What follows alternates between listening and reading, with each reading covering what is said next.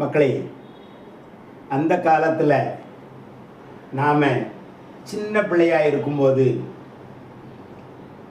தூங்கும்போது போர்த்தி கொள்ள போர்வை கிடையாது. நம்ம என்ன செய்வோம்? அம்மானுடைய சேலை நுனியே தூக்கி அப்படியே மூடிக்கிட்டு தூங்குவோம். அது எப்படி இருந்துன்னா, வானமே நம்மளை கவர் பண்ணி அப்படியே மூடியது போல பாதுகாப்பாக தூங்கினோம். வெதுவெதுப்பாக நன்றாக தூக்கம் வந்தது. இன்னொன்று, அந்த காலத்தில் செருப்பு கிடையாது.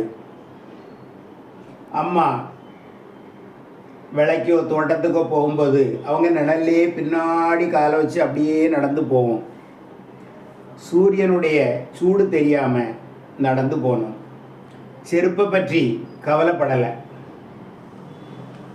அடுத்தால சொல்லுங்க மக்களே, இது எப்படி அப்படின்னா, கோழி தன் குஞ்சியை சிறகு உள்ள வச்சு பாதுகாத்த மாதிரி நம் பெற்றோர் நம்மளையெல்லாம் பாதுகாத்து கொண்டார்கள். குறிப்பாக தாயார். மூன்றாவதாக, படுப்பதற்கு அந்த காலத்தில் தலையணை என்று ஒன்றுமே கிடையாது. நாம் சிறு பிள்ளையில் என்ன செய்வோம்?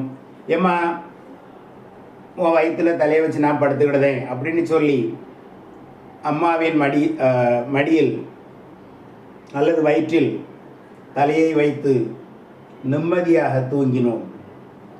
இன்று பாருங்கள், மெத்தை, தலையணை, செருப்பு, ஷூ எல்லா வசதிகளும் வந்துவிட்டன. ஆனால் ஒன்று மட்டும் இல்லை. எது வேண்டுமோ அது இல்லை. அது என்ன? தூக்கம். தூக்கம் மட்டும் வரமாட்டேன் என்று கூறுகின்றது. இதுதான் அந்த காலத்தில் நாம் ஏழ்மையில் வாழ்ந்த வாழ்க்கைக்கும் இன்று வசதியாக நாம் இருக்கும் வாழ்க்கைக்கும் உள்ள வித்தியாசங்கள். ஆக, மகிழ்ச்சி என்பது பணத்தினாலோ பகட்டினாலோ வருவது அல்ல. ஏழ்மையிலும் கஷ்டத்திலும் கண்டிப்பாக உங்களுக்கு அந்த மகிழ்ச்சி கிடைக்கும். ஆகதான் மனிதன் நினைவினால் சந்தோஷமாக வாழ்கின்றானே தவிர நிகழ்கால